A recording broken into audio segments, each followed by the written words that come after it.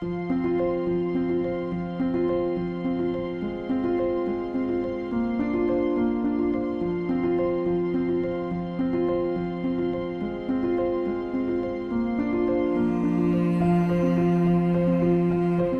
I'm David Shreve. I'm the director of the Conservation Foundation, and that's celebrating its 40th anniversary this year. And even before we were launched, I actually did a project involving elm trees which were thought to be disease resistant, and developed by Professor Eugene Smalley at the Wisconsin University. So they came from the States, and we've actually over the years planted quite a lot of them. And we are here opposite our office, and in a very historic site. We're looking out on what was the site of the Great Exhibition in 1851. The Crystal Palace was on this site, and within the Crystal Palace there were some elm trees. And we're here, there are still elms. The great message to get across to people in London and people who say, oh, elms have had it, they've all gone, is to say, no, they haven't. They are still around, and they're in Brighton, and they're in London, and they're all over the place. And Mark, who is with us, goes all over the place, including New York and Washington, looking at elm trees. So we are living proof to tell you that there are still elms around. Yeah. So I'm Mark Seddon. The only reason I was travelling around is because I used to work for the United Nations, but I've been a journalist for most of my life, and I've written about the elm because I've had this early interest in elm trees, and actually it was sparked by the fact that my grandparents lived in Walsingham Road, Hove, and during the great drought of, I think it was 1976, when I was a youngster, there was a there was a young elm that was wilting in the pit, so we watered it, and that got me interested. And at the time, Dutch elm disease was sweeping right across the country, and Brighton Council was being very proactive in doing its best to preserve the elm in the city and also into East Sussex. And so I began to read some leaflets about Dutch elm disease, learning about the trees, learning how to identify the disease and to report it. But you know, as I met David, I met others, and I met Peter Bourne, all of these amazing people who know a great deal about the elm. And you know, I became more and more concerned actually that the work, especially in Brighton, was so important, because really it is the last place that there is such a diversity in Britain, which is why you've got this national elm collection.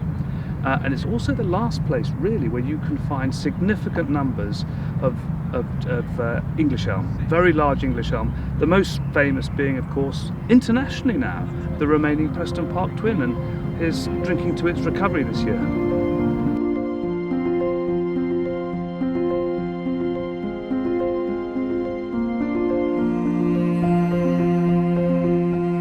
I still, meet people in Brighton, residents of Brighton, and they say, oh, we've still got elm trees. I thought they were lost in the 70s, and it's like, no, that's what this fantastic street tree outside your house is. And they're so surprised, they think that, well, what did you think it was? What was it? But it's an elm. One of my favourite trees are the ones in East Street, which were planted, they were clones developed in 1963 and released for sale in 72, and obviously planted sometime after 1972, so they were planted in the 70s and they're still here now. The elm is such a tough tree. It grows in the poorest soils. It'll tolerate so much salt. We get it really quite close to the beach. Some of our roads are very, very windy, very, very salty. And the old Steam itself, it's only just up from the beach. It's bathed in salt air, salt winds. It still supports elms, not much else. It's a really, really tough tree. It just has this Achilles heel that is elm disease. To identify the elm disease and to identify it early on is difficult to do.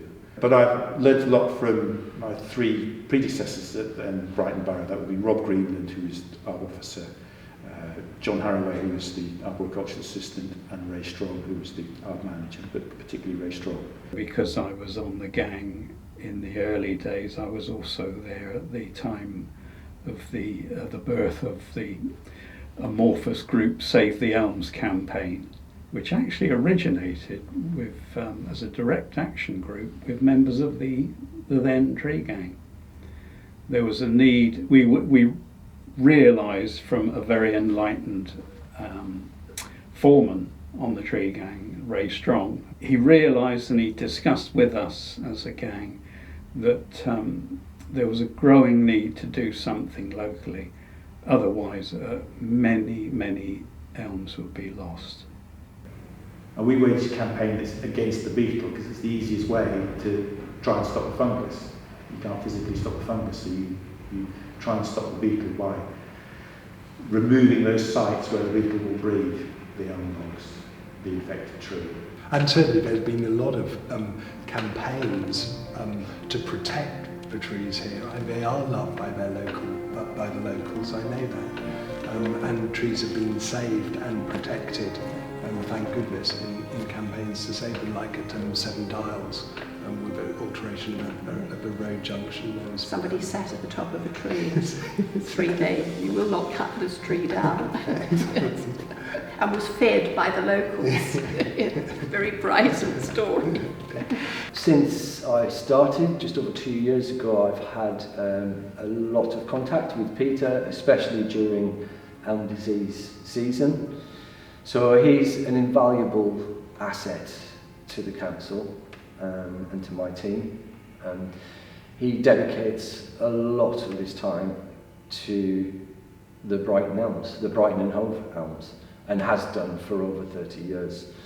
So certainly in my short time, he's been very active with identifying diseased trees, which is always extremely helpful, especially with somebody as knowledgeable as Peter.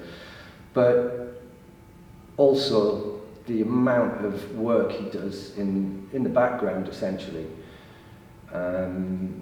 promoting the National Elm Collection as far and as wide as he can, creating links or maintaining links with other people involved in the the propagation, the management, the upkeep of elm throughout the world, and to a large extent as well the identification and classification of our elm stock. We've always been grateful to Peter for a long time because he's plugged away at the elm identification side of things. You know, the minutiae, the attention to detail. There isn't a tree, and I'm not exaggerating, amongst our 17,000 elms that he cannot go to, look at the leaf, tell you the variety, tell you how old it is, tell you why it's special. I mean, no wonder people from Australia and New Zealand seek him out. His knowledge is profound. And I've learned to respect and like that. It's been amazing. He was the sole individual, and still is, to identify elms with any degree of accuracy. We rely on him so much, and I'm sure we would have not put in for the elm collection status without Peter's help. He was key to that. So how did you get the information together to actually say, we have got the National Elm Collection? Peter? Yeah, I pulled loads of data out. There was a set of books that used to use nursery distribution booklets, and I just jotted down every elm entry. There was in these booklets. There was about 36 of them, and I don't know where they are now. They're probably put in storage somewhere. But they were they used to list every plant that was to go out in the nursery, Brighton, Stanmore Park. Then they'd send them out to the location, write down the location, and they wrote down the year and the date and everything. So I jotted down this data, and then I followed up on where certain trees were, because we had to try and. It was a bit of a puzzle because basically there's no data to identify anything. So a lot of the trees were literally nothing on them at all. So you had to just literally go to the site and say that you knew there was 5 plantings of them, and then you go to the site and you see the 5 plantings, and then you'd match up with the next set that would follow the same suit. You'd say, like Elms 148 would be in Crespin Way, it would be at Stanmore Park, it would be in Wooding Dean. Then you go to those sites and then check up to see if they match. And if they match, then you know that's 148. And that's how it went on, basically putting the puzzle together and breaking it all down.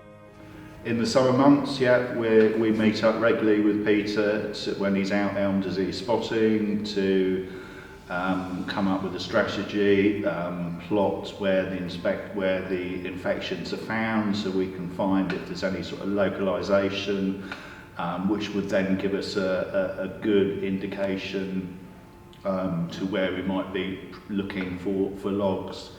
And this has been very successful. We had one outbreak where we lost 13 street trees, which equated to about £35,000 worth of funds to deal with them, and we found it to be a log pile in a school. Looking over garden fences and pier, I suddenly realised when I had binoculars looking through school gates that maybe that wasn't quite a good idea in this day and age, but we got there and we got our trees saved.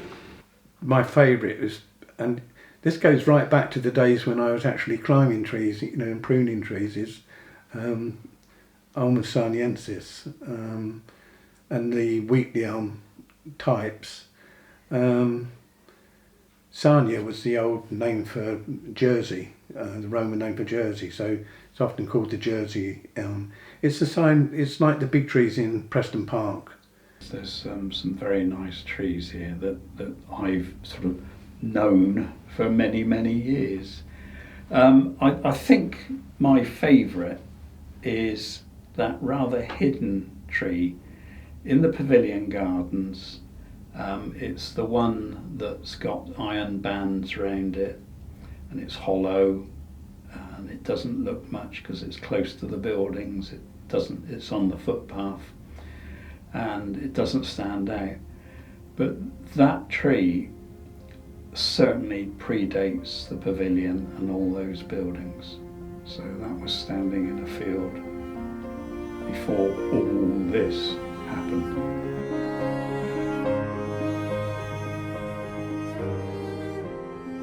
At one point I was doing like 16-hour days, and that's just interest because I was on the dole, I wasn't doing anything, so I'd go around and study the elms and wrote down. I did this whole street survey of Brighton. There's probably a good 15 trees which are the very last of their type.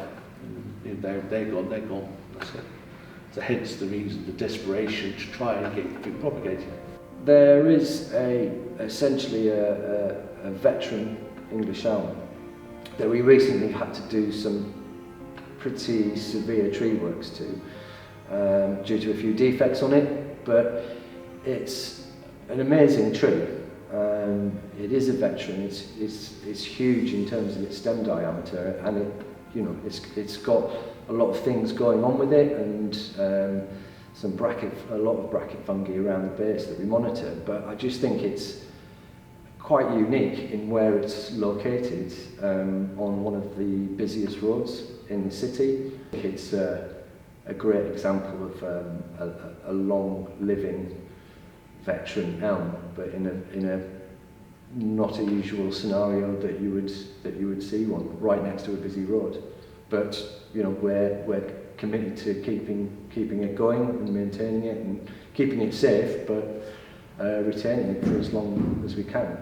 My favourite elm, because it's been left uncut, unpollarded, is the one adjacent to the pavilion on the north gate, and it's in the leaflet. And when that's in leaf, it just looks adorable. And somehow the proximity of the Brighton Museum dome lends a sort of Brighton feel to it. So I love that. We're moving in the right direction, even just with the standard sort of breeding program to produce elms which are the right shape and form, elms which support certain key elements of our wildlife, like the white letter hair streak butterfly. Many of these resistant elms all happily support the butterfly. So they're great. So plant more of them. Because the funding is the biggest problem. You know, you are looking at, especially with Brighton Elm collection, you're talking thousands. So, you know, you've got to have the money to do it. And, you know, there's not many experts now to do actually propagate old school elms, what we call old school elms, in the very old cultivars. But it needs to be done, because if we don't save them, it'd be like, you know, like any rare plant or animal. Once it's gone, you know, you lose it. So it's proved that we do have the resources and the knowledge to stop these outbreaks and keep our fantastic trees. The truth is, it will remain under threat. But with the elm population that Brighton now has, I hope that they will continue to be a bit brave on occasions and still plant English elm, the native elm. Somebody's got to do it. If you mention, as I have done over the last 2 years, avenues or streets of elms to people you know, and they start to notice, because we just take them for granted, they are suddenly in awe of this extraordinary canopy of trees down the street, as in the drive, as in Shirley Drive, which you and I photographed, the level, Cardinal Hill, stunning, but people don't notice. So I'm hoping that will be put right.